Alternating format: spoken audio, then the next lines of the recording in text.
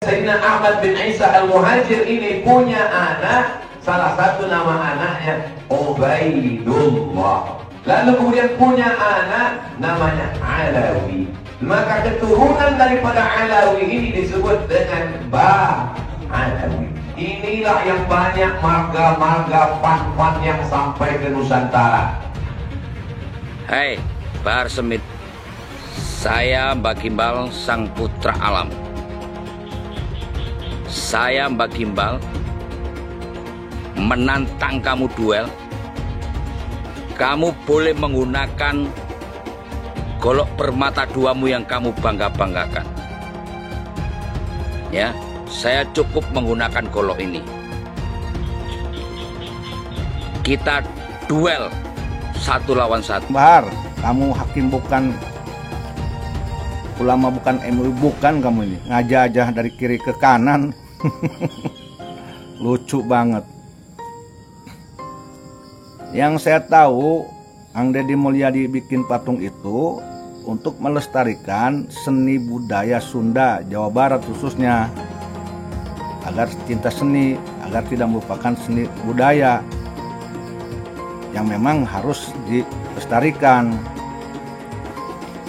Ya, saya yakin Kang Deddy Mulyadi tidak berniat membuat patung itu untuk menyesatkan umat, untuk disembah. Nggak mungkin. Kenapa Jokowi aja saya sebut, apalagi Deddy?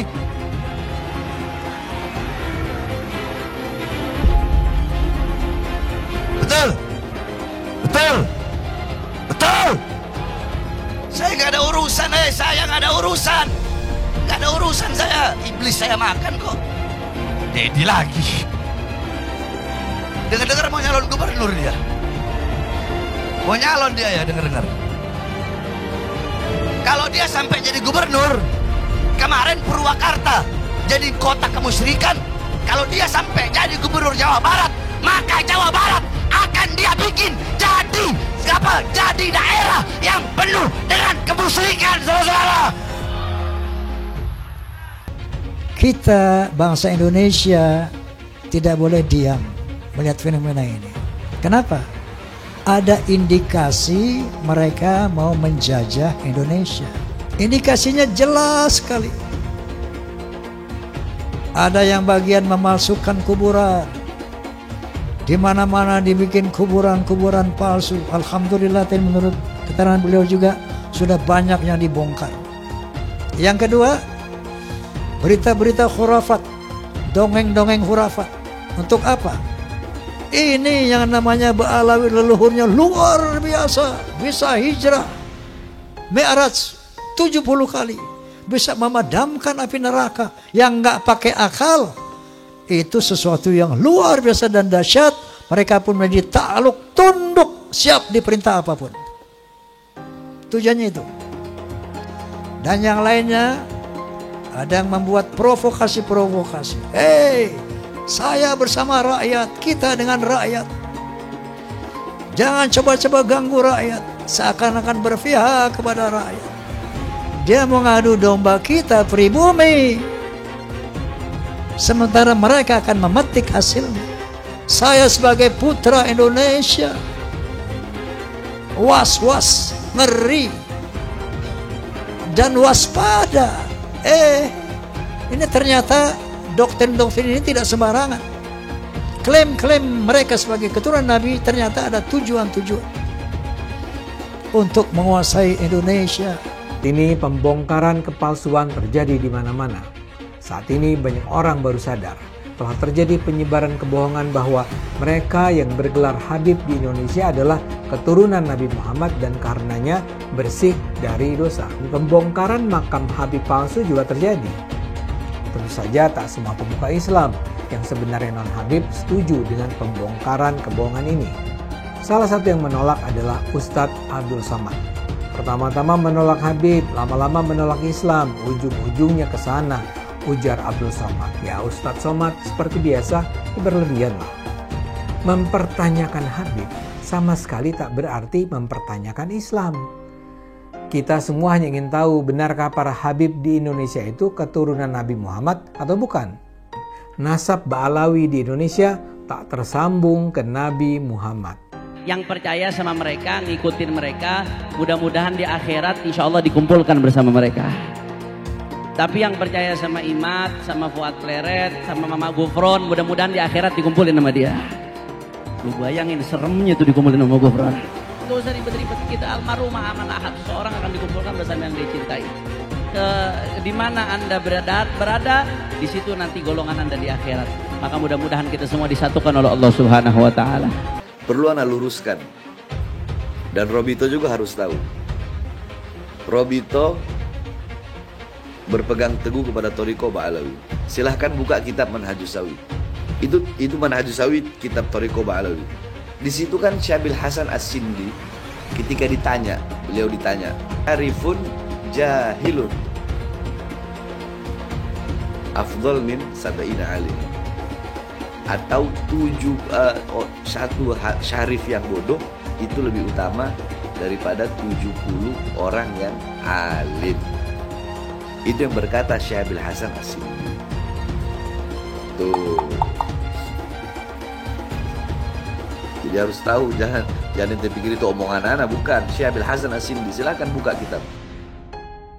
UAS ketika percaya bahwa Habib itu cucu Nabi, minimal dia punya dalilnya. Dalilnya mana UAS? Bahwa Habib itu cucu Nabi. Saya menantang UAS untuk memberikan dalil. Hei Imaduddin Usman, ini dalil Habib cucu Nabi. Ini sahih. Selama ini tidak ada. UAS jadi mukibin silahkan saja. Tapi jangan bodohi jamaahnya.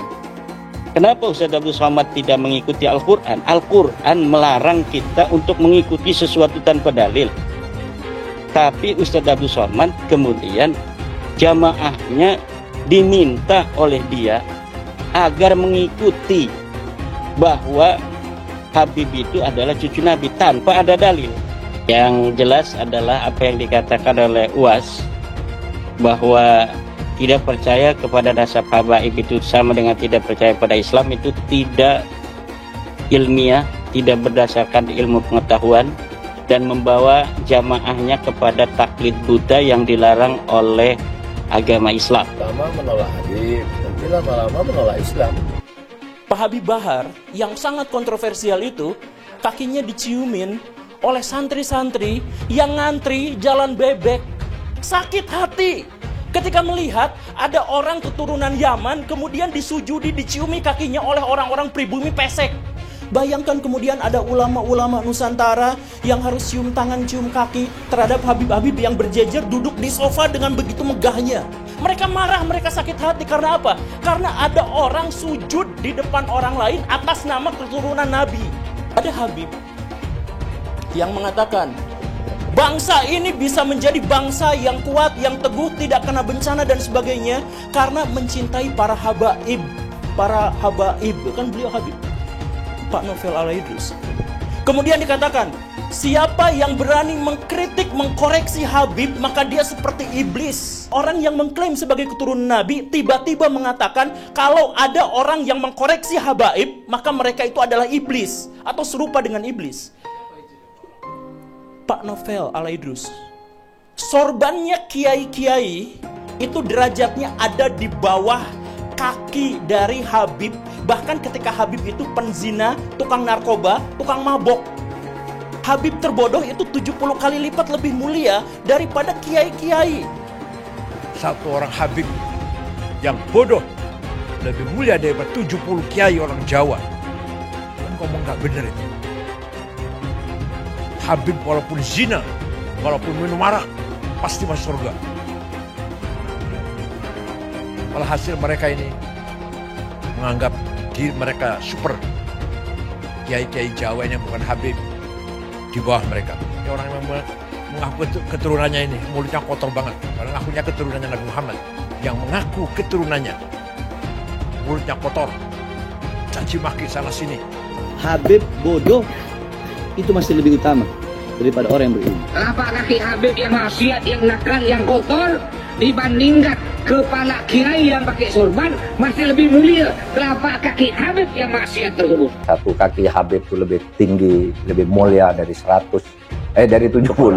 kepala kiai, kan gitu. Itu kan penghinaan betul. Kalau orang tidak terhina dengan ini, saya kira tidak, rasa kebangsaannya rendah. Karena itu dinyatakan, harusnya ditegur lah. Habib itu meskipun mabuk, berzina, itu jangan dimarahi. Karena kalau Habib itu pasti masuk surga. Nah, yang begitu itu membodohi bangsa Indonesia. Jangan membuat kasta-kasta di dalam keberagaman, yang satu lebih mulia, yang satu berhak masuk surga, yang satu masuk neraka, itu tidak boleh. Saya ini tidak tahu ya sejak kapan munculnya Habib ini sebagai kelas sosial yang tinggi gitu ya, melakukan diskriminasi, dan orang yang didiskriminasi tidak terima itu bisa mengadukan ke pengadilan. Bisa. Itu pelanggaran, itu tindakan melanggar hukum. Menganggap satu ras, satu suku lebih rendah dari kelompok lain. Habib gila kok, kalau turun Nabi gila sekalipun tidak apa-apa itu masuk surga, kan gitu. Kalau kayak Indonesia tuh apa? Kamu kan kalau tidak ada Habib, kamu nyembah batu kan? Masa iya bukan? Bahwa berdasarkan sejarah nasab, berdasarkan tes DNA, berdasarkan ilmu filologi, bahwa kaum Balawi saudara kita tidak terbukti sebagai keturunan Nabi SAW. Namun dengan demikian, mari kita tetap rekat ukhuwah Islamiyah, karena Allah Subhanahu wa taala berfirman, wa'tasimu bihablillahi jami'an wa la tafarraqu. Amin. Saya katakan saya mendukung Rhoma Irama untuk mengklarifikasi soal Habib ini. Karena saya terganggu dan tersinggung terhadap perkembangan ini sesudah saya melihat, tiap mau tidur saya lihat YouTube pertengkaran Rhoma Irama, Imaduddin, Gus Abbas dengan para habaib itu luar biasa, menimbulkan pro kontra. Lalu saya lihat apa sih masalahnya.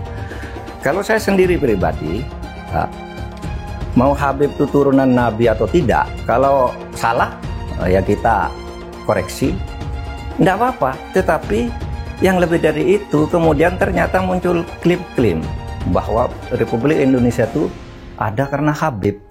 Wali Songo itu semuanya Habib, padahal Habibnya baru datang sesudah Wali Songo meninggal, gitu loh. Lalu diklaim ini turunan Habib ini. Imam Bonjol coba dibilang itu Habib Sahabuddin. Itu dari mana? Kok Imam Bonjol Habib Sahabuddin gitu? Lalu ada hurufatnya bahwa kakek saya yang nama Mugaddam itu bisa membentak malaikat mungkar dan nakir, katanya. Mengklaim-klaim begitu, dan orang yang tidak tahu, orang awam banyak yang percaya karena ini Habib yang ngomong, Habib benar. Lalu rasa cinta saya kepada negara ini menjadi luntur. Seakan-akan ini karena Habib. Di situ saya tersinggung. Rasa cinta tanah air saya, kebanggaan kepada leluhur saya sendiri itu bangkit. Apalagi kemudian ada pemalsuan kuburan-kuburan tuh ya, nama kuburan biasa dibangun menjadi ini Habib ini, padahal tidak jelas siapanya. Kalau Habib itu lebih tinggi dari kiai, dan itu semua ada, Mas. Ngomong itu bukan hanya ngomong begitu, itu bukan hanya katanya-katanya, karena ketika Rhoma Irama berbicara itu, lalu ada seorang Habib muda dengan Rhoma Irama, kamu bohong, tunjukkan Habibnya siapa yang katakan gitu. Sudah, itu bukan Rhoma Irama yang membuktikan. Netizen ini Habib ini tanggal sekian bilang ini dengar. Ini Habib ini sampai 7. Rhoma Irama ngomong, habaib itu mendoktrin. Kalau Habib mau dia maksiat, mau dia zina, mau dia mabuk, tetap masuk surga. Saya bilang, saya tanya sekarang ini, Rhoma, Habib siapa yang ngomong begitu? Hah? Jangan kau punya mulut, Rhoma Irama. Nah, Rhoma Irama mau dia bikin fitnah. Apa fitnahnya? Doktrin Ba'alawi, doktrin habaib. Kalau ada Habib mabuk, berbuat dosa, judi, itu masuk surga. Makanya saya tanya, siapa Habibnya? Hah? Di mana? Kapan dia ngomong? Kalau memang ada Habib yang ngomong begitu, saya yang bantai dia di depan Rhoma Irama, saudara. Makanya Rhoma Irama jangan asal fitnah. Jaga kau punya mulut, jaga kau punya batuk. Awas, jangan. Udah tua kau tanah pakai main fitnah. Ketika tes DNA, mereka menolak, bahkan menghukumkan tes DNA ini haram.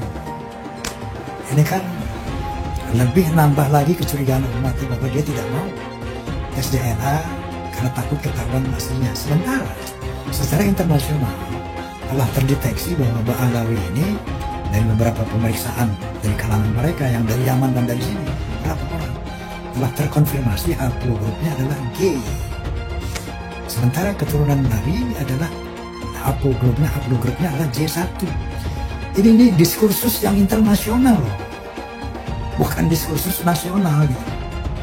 Ini sudah menjadi bahasan dunia dan sudah terkonfirmasi bahwa haplogrup yang namanya Ba'alawi itu G. Seorang anak Habib yang artinya adalah keturunan Nabi Muhammad, walau bermabuk-mabukan, berzina, mencuri, berjudi, tetap akan jadi ahli surga, akan masuk surga. Apakah seorang Habib itu punya posisi istimewa dalam umat Islam? Apakah Habib sedemikian istimewa sehingga dia bebas dari kesalahan dan dosa? Itu adalah substansi yang sering dibicarakan dalam pembicaraan soal Islam. Misalnya ada Habib yang menyatakan, ada darah Nabi di tubuhku. Jika kau menyakitiku, kau juga menyakiti Rasul. Atau ada juga yang menyatakan, satu Habib bodoh lebih baik dari 70 kiai yang alim. Atau ada yang bilang, kaki Habib lebih mulia daripada kepala kiai. Buat saya ini sangat mengherankan. Mengapa Bahar harus marah-marah? Tapi bukan hanya Bahar yang marah-marah. Habib lain yang ngomel adalah Rizik Syihab. Tapi kalau dipikir-pikir, barangkali juga kemarahan mereka ini adalah ekspresi ketidaknyamanan mereka akhir-akhir ini terhadap banyaknya keraguan tentang posisi kehabiban di Indonesia. Beberapa tahun terakhir ini memang meluas pertanyaan-pertanyaan yang diajukan tentang apakah Habib itu memang sebuah posisi yang layak dihormati. Bahkan ada studi ilmiah yang menunjukkan bahwa para Habib di Indonesia hampir pasti bukanlah keturunan Nabi Muhammad. Sangat mungkin ini semua mengganggu kenyamanan mereka. Habib itu tidaklah sakral dan dapat dihukum Tuhan karena ia berdosa. Yang menentukan posisi seseorang adalah ketakwaannya, bukan kehabibannya. Jadi Habib yang ada di Indonesia semua ini palsu katanya. Silahkan dijawab tapi ilmiah. Silahkan imam itu dijawab tapi ilmiah, jangan marah-marah, jangan. Ayo ilmiah, tunjukkan kalau Habib kita ini betul, benar. Tunjukkan kebenarannya dengan data fakta. DNA, bila perlu DNA lah, DNA.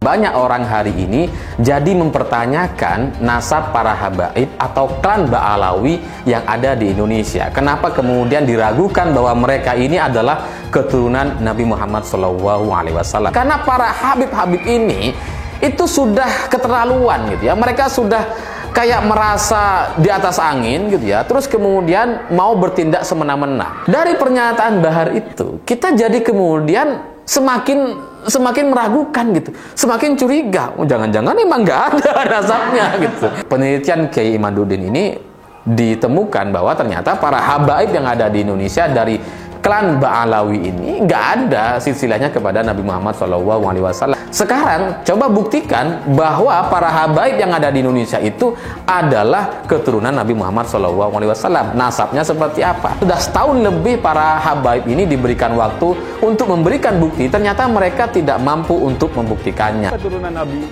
di Indonesia terputus nasabnya sehingga perlu diragukan.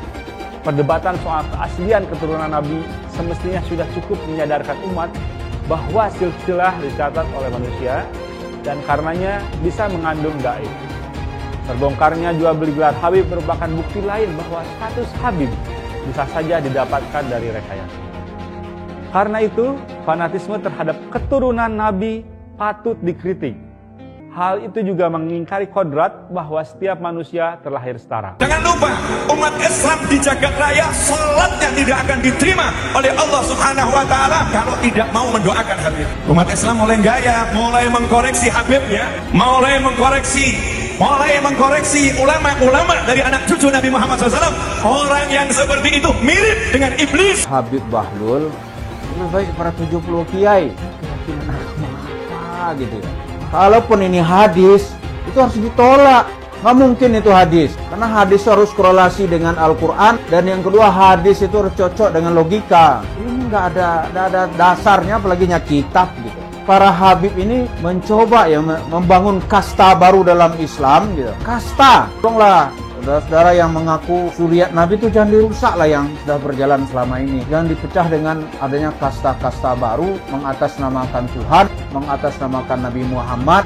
seolah-olah kalian ini pemegang kunci sorga. Mereka menyatakan dirinya mulia, kita jauh lebih mulia. Ayo, dalam bidang apa, prestasi apa? Mana ada Yaman berprestasi? Tionghoa banyak, dari bulu tangkis macam-macam, dari kegiatan bisnis keren gitu. Kalau si Dowir Habaib nggak ada apa-apanya, makanya dia jualan nasab karena kalah bersaing dengan pribumi dan Tionghoa. Mereka tuh pemalas, pembohong, ngaku-ngaku cucu Kanjeng Nabi. Ya nggak bisa, mereka aja rezekinya dari pribumi kok gitu. Kalau pribumi rezekinya dari kerja keras. Jangan takut ngomong Habib Dowir, Habib goblok. Karena Habib itu sudah menghina duluan. Habib itu ngatain pribumi itu ahwal, tidak sederajat. Ngomong karomah itu bohong semua itu. Habaib itu. Memadamkan api neraka jahanam mi'raj.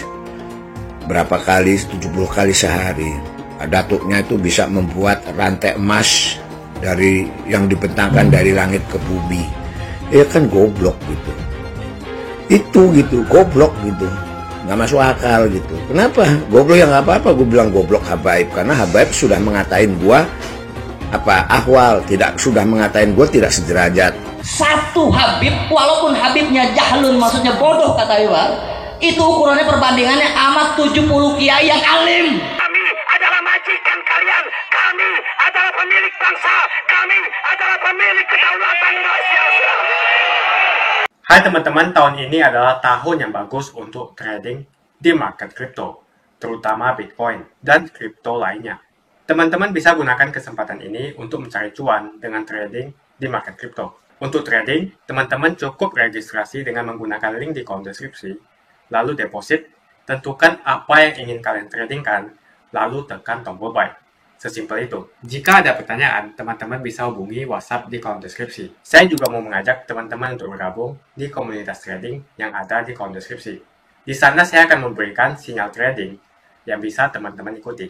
Seperti biasa, kalau kamu suka dengan video ini, jangan lupa komen, klik like, dan subscribe. Saya nonton video Bahar Smith yang dicium kakinya oleh para santri-santrinya, sebenarnya pengen ketawa. Sampai saya akhirnya sadar bahwa itulah yang terjadi di masa lalu saat Indonesia dijajah ratusan tahun lamanya oleh pemerintah kolonial Belanda. Dalam catatan sejarah, pada masa pemerintahan kolonial Belanda, mereka membagi kelas untuk beragam penduduk Indonesia di masa itu.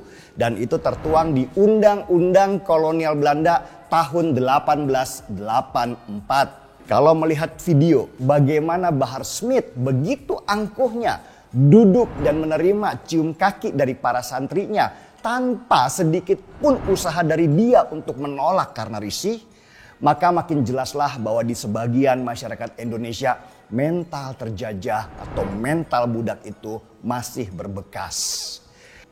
Orang seperti Bahar Smith dan Rizik Syihab adalah contoh terkenal dari mereka yang jualan nasab atau garis keturunan untuk kepentingan pribadinya mereka sendiri.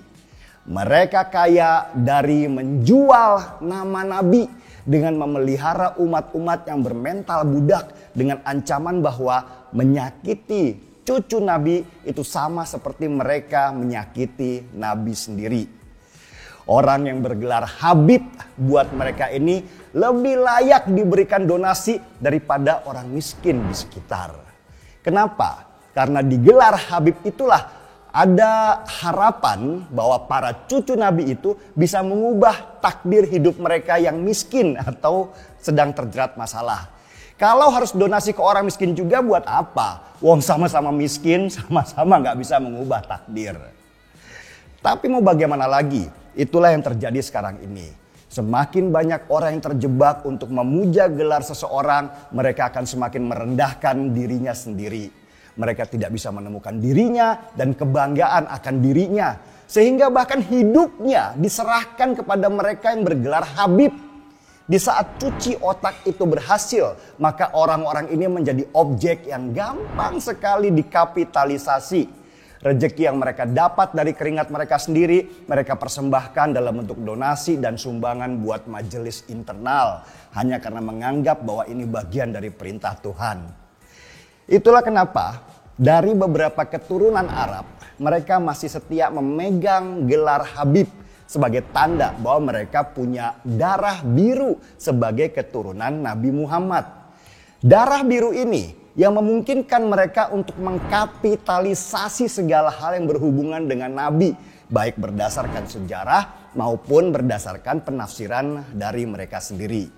Banyak orang Indonesia yang masih terpukau dengan pangkat, harta, dan nasab atau garis keturunan.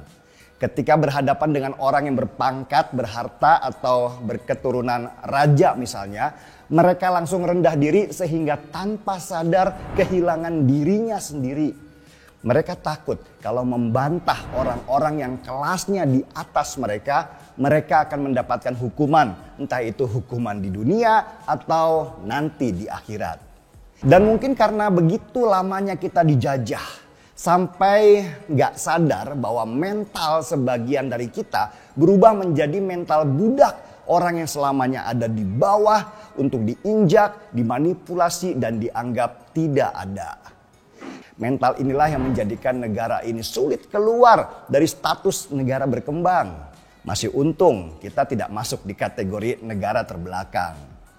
Dengan gelar Habib dan ulama, mereka-mereka ini seolah mendapatkan kekuasaan untuk mengubah banyak hal, termasuk kekuasaan. Itulah kenapa orang-orang yang menyanjung gelar Habib dan ulama sebagai alat untuk mengontrol banyak manusia ini condong untuk memuja sistem khilafah.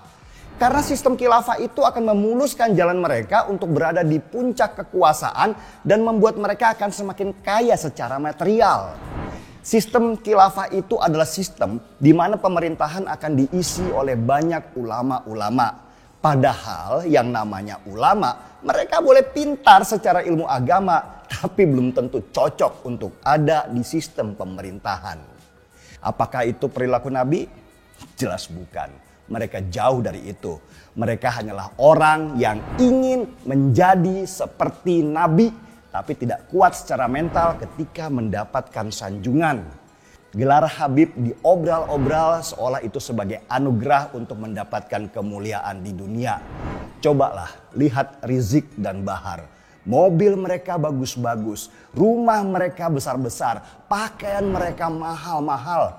Tapi umatnya banyak yang miskin dan kekurangan. Buat saya pribadi, seandainya ya saya keturunan Nabi atau jadi pejabat lah misalnya, maka itu sebenarnya bukan sebuah peluang, tetapi justru menjadi sebuah beban besar. Gelar itu adalah sebuah siksaan karena tanggung jawabnya sangat besar karena menjadi rujukan dan panutan dari banyak orang. Semakin besar orang mengikuti kita dan menjadikan kita panutan, semakin besar pula tanggung jawab yang harus kita laporkan nanti kepada Tuhan. Kasihan sebenarnya kalau melihat Bahar dan Rizik. Tapi ya itulah, itu jalan yang mereka pilih. Dan maaf ya, tidak pernah sekalipun saya menyebut mereka dengan gelar Habib. Tidak pernah sekalipun. Karena standar seorang Habib buat saya itu sangat tinggi. Dan tidak mungkin diraih dengan kehinaan seperti yang dilakukan oleh Bahar Smith dan Rizik Syihab. Mengapa banyak betul yang cinta buta dengan Habib? Padahal mereka bisa saja Habib palsu. Karena tidak ada tes DNA yang membuktikan bahwa mereka adalah Habib asli. Sebetulnya saya malas sekali membahas tentang nazab, apalagi nazab dari Yaman. Karena keturunan Nabi hanya bisa dibuktikan dengan tes DNA. Belum tentu juga dia betulan keturunan Nabi, karena tidak ada tes DNA. Bisa saja dia ngaku-ngaku. Mengapa setiap orang yang ke Arab-Araban yang belum paham betul asal-usulnya, belum jelas nasabnya, apakah betul keturunan Nabi atau bukan, lalu kita junjung habis-habisan, sampai kita cium tangannya berkali-kali. Pengajaran ini harus kita perhatikan baik-baik. Masa kita harus patuh dan hormat kepada Habib yang belum jelas nazab dan keturunannya. Disuruh cek DNA saja dia malah ketakutan. Kebiasaan memuliakan Habib itu seakan-akan hukumnya wajib. Sampai segitunya kalau ketemu orang yang bergelar Habib, dielulukan dan dipuja-puja. Ya kalau itu memang Habib betulan. Kalau dia Habib abal-abal gimana? Zaman serba modern seperti ini, siapa saja bisa mengaku keturunan Nabi, bisa melakukan tes DNA, sebelum koar-koar di atas mimbar, dakwah sebagai cucu Nabi. Setelah tes DNA, hasilnya harus diumumkan kepada publik, apakah yang bersangkutan keturunan Nabi atau bukan. Jangan terus membodohi masyarakat dengan menjual nazab untuk memperbaiki nasibnya sendiri. Jual nazab untuk mengumpulkan pundi-pundi rupiah dan kaya raya, dengan membohongi masyarakat. Ya bolehlah seorang Habib kita hormati, asalkan semua mengaku sebagai Habib mau tes DNA. Berani tidak kalian tes DNA? Hasilnya diumumkan di masyarakat. Itu baru adil. Kalau para Habib tidak berani tes DNA, jangan disanjung-sanjung. Apalagi ajaran yang disampaikannya penuh dengan kata-kata kotor, sebagai ujaran kebencian. Bisa jadi Habib ini merupakan cucu palsu. Adapun keturunan Arab ini biasanya tidak perlu dipanggil Habib. Hal ini dilakukan agar tidak ada perbedaan kasta. Seakan-akan keturunan Arab derajatnya di atas pribumi dan di atas keturunan Cina. Seakan-akan Cina itu di bawah orang Arab. Tapi saat ini negara Cina sudah menjadi nomor 1 di dunia. Yaman atau Arab bisa apa? Arab seharusnya belajar ke negeri Cina. Seperti kata kitab suci, belajarlah sampai ke negeri Cina. Jadi jangan sampai kalian mencintai orang yang ngaku Habib melebihi cinta kalian terhadap orang tua, bapak, ibu, saudara, dan guru-guru Anda. Mengapa sampai sekarang masih banyak orang yang mencintai Habib tanpa melihat asal-usulnya, tanpa mengetes, cek DNA dia. Siapapun orangnya, mau Habib atau siapapun dia, kalau ngajari untuk membenci orang lain, jangan diikuti. Bagaimana opini kalian semua? Tuliskan opini kalian tentang gelar Habib. Apakah mereka pantas untuk dilakukan cek DNA? Untuk memastikan mereka betul keturunan Nabi. Jangan mau lagi kita dibohongi dengan nazab-nazab yang mengaku-ngaku sebagai Habib atau keturunan Nabi.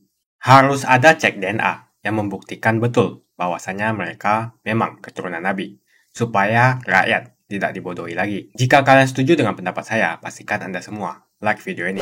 Dan pastikan Anda membagikan video ini ke teman dan family Anda supaya mereka semua mengetahui tentang informasi ini. Tekan tombol subscribe dan bunyikan lonceng notifikasi supaya kamu tidak ketinggalan info dari channel Suara Minoritas.